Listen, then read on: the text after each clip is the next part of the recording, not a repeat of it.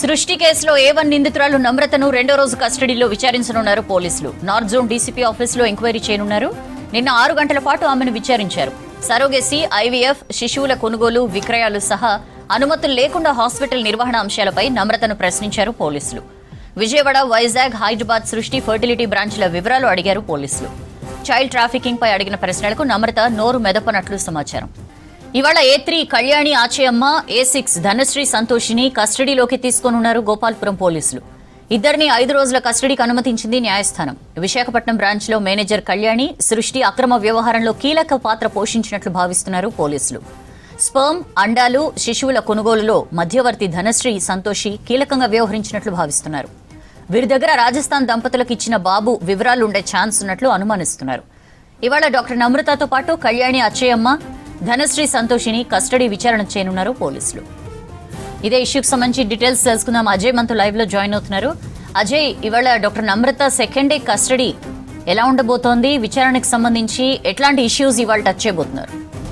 సృష్టి fertility centre కేసుకు సంబంధించి ఇప్పటికే కీలక నిందితురాలు డాక్టర్ నమ్రతని కస్టడీ కోరిన క్రమంలో న్యాయస్థానం 5 రోజుల పాటు కస్టడీకి అనుమతించింది. నిన్న మొదటి రోజు కస్టడీ విచారణలో భాగంగా దాదాపు 6 గంటల పాటు కూడా నమ్రతని అధికారులు విచారించారు. సో ఈరోజు రెండవ రోజు కస్టడీ విచారణకు సంబంధించి కూడా పూర్తి స్థాయిలో నమ్రతని విచారించాలని అధికారులు భావిస్తున్నారు. ఇప్పటికే నార్త్ జోన్ డీసీపీ కార్యాలయంలో నిన్న 6 గంటల పాటు విచారణ కొనసాగింది. నిన్న విచారణ పూర్తయిపోయిన తర్వాత నార్త్ జోన్ డీసీపీ కార్యాలయం నుండి మరొక ప్లేస్కి నమ్రతను తరలించారు. సో ఈ రోజు కూడా మరి కాసేపట్లో అంటే 10 గంటలకి విచారణ ప్రారంభం కానుంది కాబట్టి నమ్రతను మళ్ళీ ఒకసారి నార్త్ జోన్ డీసీపీ కార్యాలయానికి తీసుకొచ్చి ఇటు నార్త్ జోన్ డీసీపీ రష్మి పెరుమాల్తో పాటు ఇతర అధికారులు గోపాల్పురం సంబంధించి పోలీసులు ఈ కేసు నమోదు చేశారు. గోపాల్పురం పోలీసులకు సంబంధించి IO ఇన్వెస్టిగేషన్ ఆఫీసర్తో పాటు డీసీపీ రష్మి పెరుమాల్ ఈమెని నమ్రతని విచారించనున్నారు. సో నిన్న విచారణకు సంబంధించి నిన్న నమ్రతని చెంచల్గూడ విమెన్ ప్రిజన్ నుండి గాంధీ హాస్పిటల్ తీసుకొచ్చి టెస్టులు నిర్వహించి మళ్ళీ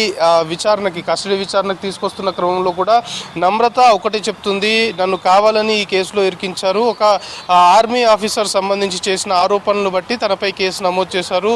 అన్నిటినీ నేను ప్రూవ్ చేసుకుంటాను ఈ కేసు సంబంధించి అంటూ కూడా ఆమె చెప్పుకొచ్చిన సిచ్యువేషన్ మనం చూసాం. సో నిన్న నమ్రత విచారణలో భాగంగా చాలా కీలకమైన అంశాలు మెయిన్గా ఇటు వైజాగ్, విజయవాడ, హైదరాబాద్ సంబంధించి సృష్టి ఫెర్టిలిటీ సెంటర్ బ్రాంచ్లకు సంబంధించి కొంతవరకు వివరాలు సేకరించారు ఇన్వెస్టిగేషన్లో భాగంగా. దాంతోపాటు ఇటు సరోగసీ, IVF, శిశువుల కొనుగోలు, విక్రయాలు అనుమతులు లేకుండా ఆసుపత్రికి సంబంధించిన నిర్వహణ ఎలా చేసింది అనే దానిపైన కొంతమేరకు నమ్రతను క్వశ్చన్ చేసినట్లు కూడా మనకు సమాచారం అందుతుంది. మెయిన్గా డాక్టర్ నమ్రతకి లైసెన్స్ రద్దయిపోయింది. అసలు సికింద్రాబాద్ గోపాల్పురం పోలీస్ స్టేషన్ పరిధిలో ఉన్నటువంటి సృష్టి ఫర్టిలిటీ సెంటర్ సంబంధించి ఎలాంటి లైసెన్స్ లేదు. లైసెన్స్ రద్దయినా కూడా యథేచ్ఛగా అక్కడ ఈ సృష్టి ఫర్టిలిటీ సెంటర్ రన్ చేస్తుంది. ఇంకొక డాక్టర్ సంబంధించిన లైసెన్స్ని అడ్డుగా పెట్టుకొని ఈమె రన్ చేస్తుంది కాబట్టి అసలు ఎలాంటి అనుమతులు లేకున్నా కూడా ఏ విధంగా ఆ ఫర్టిలిటీ సెంటర్ని రన్ చేయగలిగారు అనే దానిపైన పూర్తి స్థాయిలో కూడా నిన్న నమ్రతను క్వశ్చన్ చేసినట్టు తెలుస్తుంది. దాంతోపాటు మెయిన్గా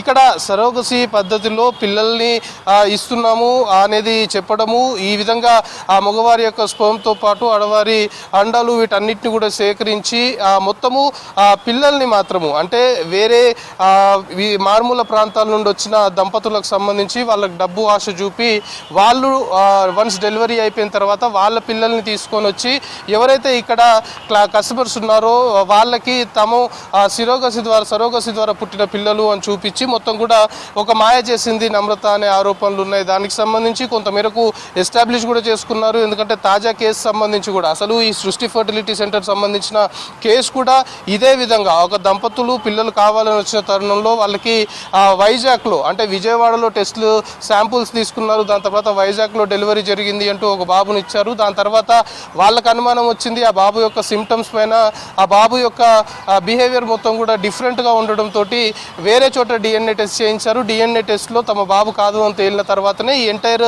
సృష్టి ఫర్టిలిటీ సెంటర్ కేసు సంబంధించి తెరపైకి వచ్చింది. అయితే ఆ బాబుని వేరే దంపతుల నుండి తీసుకొని వచ్చి ఇక్కడ ఇచ్చారు. వాళ్ళ దగ్గర దాదాపు 90,000 వాళ్ళకి ఇచ్చి ఆ బాబుని తీసుకొచ్చి ఇక్కడ వీళ్ళకిచ్చి వీళ్ళ దగ్గర 30 లక్షలు తీసుకున్నారు. అంటే నిరుపేద దంపతుల్ని టార్గెట్గా చేసుకొని నమ్రతకు సంబంధించిన ఏజెంట్లు వాళ్ళని అప్రోచ్ అయ్యి వాళ్ళ ఆర్థిక పరిస్థితులు బాగాలేవు కాబట్టి ఈ విధంగా డబ్బును ఆశ చూపి వాళ్ళ దగ్గర పిల్లల్ని తీసుకొని వచ్చి అమ్మకాలు చేస్తున్నారు. అంటే ఇందులో సరోగసి సంబంధించిన రాకెట్ని బజ్ చేయడంతో పాటు చైల్డ్ ట్రాఫికింగ్ సంబంధించిన అంశం కూడా తెరపైకి వచ్చింది. కాబట్టి చైల్డ్ ట్రాఫికింగ్ సంబంధించి కూడా ఈ శిశువుల కొనుగోలు క్రయ విక్రయాలకు సంబంధించి అటు ఏజెంట్లు కావచ్చు లేకపోతే ఇంకెవరెవరు సహకరిస్తున్నారు అనే కోణంలో నిన్న నమ్రతను క్వశ్చన్ చేసే ప్రయత్నం అధికారులు చేసినప్పటికీ కూడా నిన్న నమ్రత ఎక్కడ కూడా నోరు మెదపలేదు. కొంతమేరకు ఆశించిన మేరకు ఫస్ట్ డే కస్టడీ విచారణలో నమ్రత నుండి అధికారులు సమాచారం సేకరించలేదు అనేది మనకి ఆఫ్ ద రికార్డ్ అధికారుల నుండే తెలుస్తుంది. చాలా క్లియర్గా ఆఫీసర్లు కూడా నార్త్ జోన్ సంబంధించి కొంతమేరకు చెప్తున్నారు. ఆల్రెడీ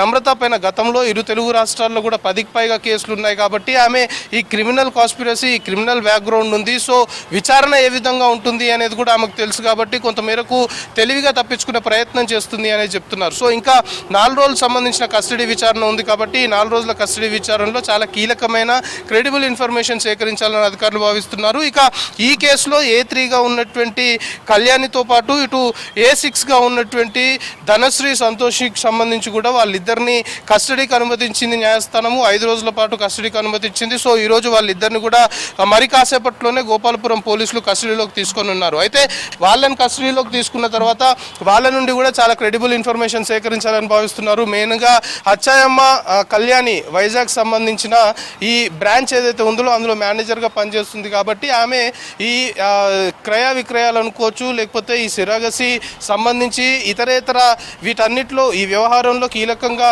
ఉండే అవకాశం ఉంది కాబట్టి ఆమెను క్వశ్చన్ చేస్తే చాలా క్రెడిబుల్ ఇన్ఫర్మేషన్ వస్తుందని అధికారులు భావిస్తున్నారు. ఇక A6గా ఉన్నటువంటి ధనశ్రీ సంతోషి కూడా ఇటు స్పోమ్ అండాలు దాంతోపాటు శిశు విక్రయాలకు సంబంధించి ఆమెనే కీరోలుగా ఉంది అనేది కొంతవరకు పోలీసులు అనుమానిస్తున్నారు. సో ఆ కోణంలో ఆమెను క్వశ్చన్ చేస్తే మెయిన్గా ఈ కేసు తెరపైకి వచ్చిన తర్వాత ఎవరైతే బాబుని వీళ్ళు అమ్మారో ఆ బాబుకు సంబంధించిన డీటెయిల్స్ కూడా ధనశ్రీ సంతోష్ దగ్గర ఉండే అవకాశం ఉందని భావిస్తున్నారు. సో ఎంటైర్గా ఈరోజు ఇటు మెయిన్ అక్యూజ్డ్ నమ్రత డాక్టర్ నమ్రతతో పాటు A3 A6 వీళ్ళని కూడా కస్టడీకి అనుమతించారు కాబట్టి ఇటు నమ్రత విచారణ ఒకవైపు జరుగుతున్న క్రమంలోనే సైమల్టేనియస్గా A3 A6 సంబంధించిన విచారణ కూడా ఈరోజు చేస్తామని పోలీసులు చెప్తున్నారు. సో మొత్తానికి సృష్టి ఫర్టిలిటీ సెంటర్ సంబంధించిన కేసులో మాత్రం చాలా క్రెడిబుల్ ఇన్ఫర్మేషన్ సేకరించడంతో పాటు ఈ సరోగసి ఇలీగల్ సరోగసికి సంబంధించిన రాకెట్ని ఇంకా ఎక్కడెక్కడ వీళ్ళు నిర్వహిస్తున్నారు వీళ్ళ బ్రాంచ్లకు సంబంధించి కావచ్చు వీళ్ళకి